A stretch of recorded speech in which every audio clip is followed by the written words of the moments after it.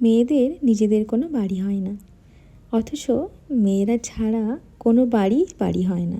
জানেন তো, এই কথাটা শুনতেই ভালো লাগে যে মেয়েরা ছাড়া বাড়ি অসম্পূর্ণ। কিন্তু সেই বাড়িতে একটা মেয়ের জায়গা বা সম্মান কতখানি, সেটা শুধুমাত্র সেই মেয়েটাই বুঝতে পারে। যে বাড়িতে আমরা বড় হয়েছি, যে বাড়িতে আমাদের ছোটোবেলা কেটেছে, যে বাড়িতে আমাদের জন্য একটা আলাদা করে পার্সোনাল রুমও থাকতো, বিয়ের পরে সেই বাড়িটাও আমাদের আর নিজের বাড়ি থাকে না। বিয়ের পর প্রত্যেকটা মেয়েই অনেক স্বপ্ন নিয়ে আসে শ্বশুর বাড়িতে, কিন্তু এই শ্বশুর বাড়িটাও কি আমাদের বাড়ি হয়? আমাদের মধ্যে 100টা ভালো গুণের মধ্যে যদি একটাও খারাপ গুণ থাকে, সেই খারাপ গুণটার জন্যই কিন্তু আমরা ভালো বৌমা হয়ে উঠতে পারি না।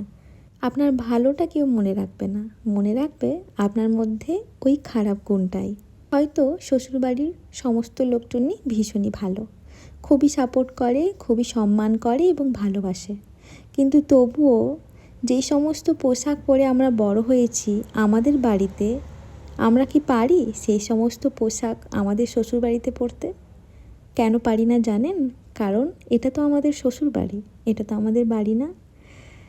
এখানে আমাদের শ্বশুর শাশুড়ি মা আছেন, মা বাবা নয় যে ওনাদের সামনে আমরা যে সমস্ত পোশাক বিয়ের আগে পরেছি সেই সমস্ত পোশাক ওনাদের সামনে স্বাচ্ছন্দ্যবোধভাবে পরতে পারবো।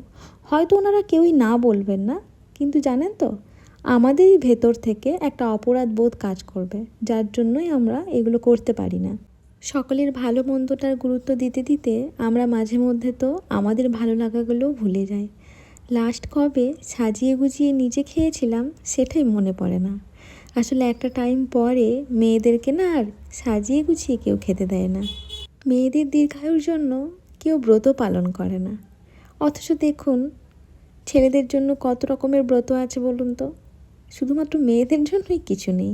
মেয়ের বিয়ের পর মেয়ের মায়েরা তো তার জামাইয়ের মঙ্গলের জন্য জামাই ষষ্ঠীর ব্রতও পালন করে থাকেন, কিন্তু আমাদের মেয়েদের জন্য কোনো ষষ্ঠীই এখনও অবধি চালু হয়নি।